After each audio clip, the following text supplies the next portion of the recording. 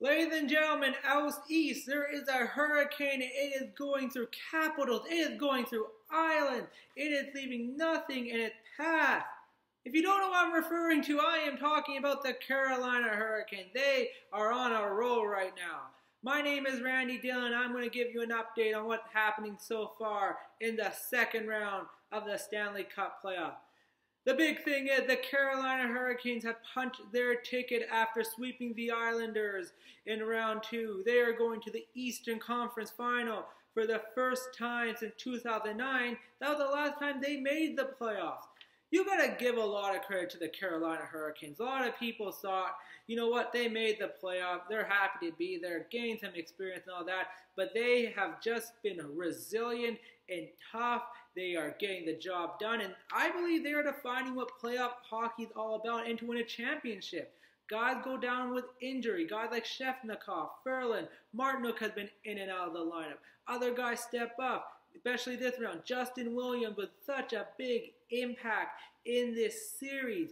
Peter Mrazek goes down with an injury in Game 2. Curtis Mackley entering, hasn't played in some time, but he's been brilliant since coming in. And at 35 years old, making his first couple of playoff starts, just unbelievable. The Hurricanes are moving in the right direction, and I think sweeping the Islanders are really good thing. The reason being, they're going to get rest now. They have played hockey.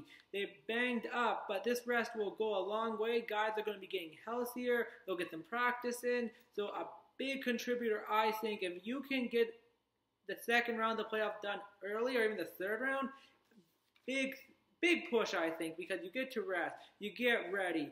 Guys get healthy. If anything's hurting, you take a couple of days to get ready for game the third round of the Stanley Cup Playoffs. So congratulations to the Carolina Hurricanes. Congratulations to their fans. Sorry to Islanders fans. I know it was a tough series to watch, but they played good. They couldn't score, but you can't look past that and say at the marvelous series they had. The marvelous year might as well they had. So good job, Islanders. You went farther than a lot of people thought, but the Carolina Hurricanes, they might be on their way to win a Stanley Cup, but still a lot of hockey to be played, and who they're going to be their opponent in round 3. Some big Game 5s happening later on. You got the Boston Bruins and the Columbus Blue Jackets, 2-2 series. Who's going to take a 3-2 series lead? This series has had great goaltending from both Bobrovsky and Rath. They have been unbelievable. Which goalie is going to give way first? We'll have to wait and find out. The big thing, though, is the Bruins' top guys are awake and they are ready to play. Game 4, Marchand, Bergeron, Pasternak. They came alive and they were well ready to go. The big impact on what happened. Are they going to carry this momentum and they're playing to Game 5? The big thing for the Blue Jackets is the power play needs to get going. We saw how good their power play was in Game 2, getting that overtime goal. In Game 3, a big goal. But also the problem is for the Blue Jackets, they have not been disciplined. Discipline has been a factor. When you put a team on a power play 7 times, you're testing fate here. Sometimes fate's going to bite you in the butt. Also, as well as the Blue Jackets, they need some depth scoring. Panarin's been good. Deschain's been good.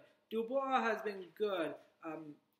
But they need some help. Boom Jenner has been a force in wrecking in the last few games, but they need some other guys to pick it up because if the depth guys can't get going, it might cause some problems. Because we saw in Boston with earlier in the series, we saw goals from Charlie Coyle. We saw a goal from Marcus Johansson. So if you got a good balance, you have a chance.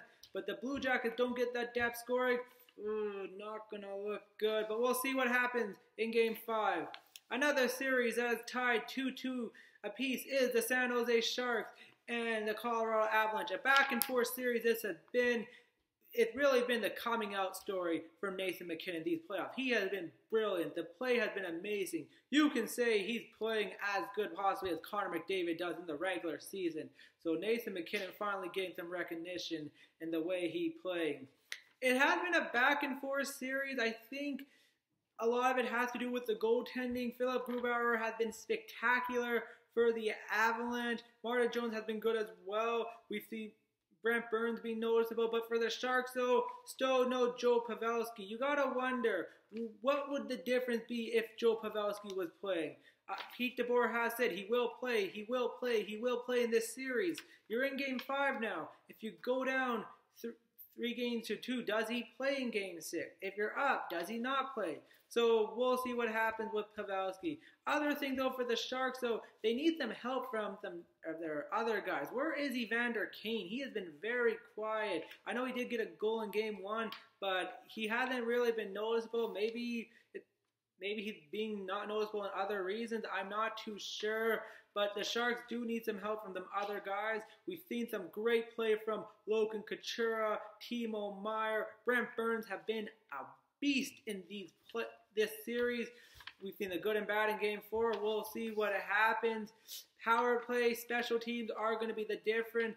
The Avs have tested fate quite a bit with power plays and penalty kills, and like I said, sometimes fate can bite you in the butt, so the Avs need to be careful for that. The Sharks, though, I think the big question could be Martin Jones, but he has played great since getting pulled in Game 4 in Round 1 against the Vegas Golden Knights, but there's going to be that question in the back of the head, is he going to slide off again? So interesting to see what's going to happen in this series, who's going to take a 3-2 series lead. Can some other guys step up? Let's see what happens. All right, the Dallas Stars have a 3-2 series lead against the St. Louis Blues. They'll have a chance to wrap up their series in Game 6. That's going to be happening tomorrow. I'm interested to see what's going to happen in Game 6. You know what? I've been getting more and more impressed by Jordan Binnington every time he plays in the playoffs. He's really composed. He's played strong goalie, as a young goalie as well, not experienced. They can have a really big thing psychologically, but you saw in Game 4, he got a little rattled, but Game 5, he came back and battled out. I think it's going to be enough pressure, and the fact is, it is a must-win for the Blues. You hear that talk in the season where they were just making their comeback. This game's a must-win. Well, now this game is a must-win. You lose, there is no tomorrow. There is no, oh, let's see what happens. You lose, you go home. So we'll see how that affects the psyche of Jordan Binnington, but you know what? It doesn't surprise me. He comes out and possibly steals the show. The Blues are going to need some big performances from their big guys. You know what? Tarasenko, O'Reilly, Schwartz, Pietrangelo, they have been playing great, but they're going to need their best game. But their depth scoring, well, maybe not their depth, like some of their other guys, like Braden Shen, Alexander Steen, have not been really noticeable on the scoreboard, so they'll need some help there. For Dallas, so the big key in their 2 of 3 wins have been Ben Bishop. He wasn't a star in Game 4, but he did play great. Game 1, Game 2, and Game 5 the other night, he was just amazing. He will need to have another amazing performance if the Stars want to wrap this up. Jamie Benn, Tyler Seguin, Mikko Heiskanen, John Klingberg, all their top guys got to be ready to go. You know the Blues are going to come out aggressive. Only one road loss, that was in Game 4, so we'll see how the Blues respond. Can the Blues push to Game 7? Heck, as a hockey fan, I love Game 7s, but it's going to be interesting. A lot of interesting components here. Well, that's all I got for the Stanley Cup update here for you guys. A quick NHL note, the Vegas Golden Knights has promoted George McPhee to President of Hockey Ops and Kelly McCrimmon as the GM. I think it's a great move by the Knights. It really is going to help protect them and keep McCrinnon in the organization. We'll see what happens going forward, though, but good job, Vegas. All right, that's all I got this week on the Stanley Cup Playoffs. Hope you enjoyed some of the action happening this weekend. Hopefully, we got some Game 6s. We got some Game 6s upcoming, Game 5s, and maybe some Game 7s. Who knows? The conference finals are just around the corner. My name's Randy Dillon. Have a great weekend. Go watch some hockey.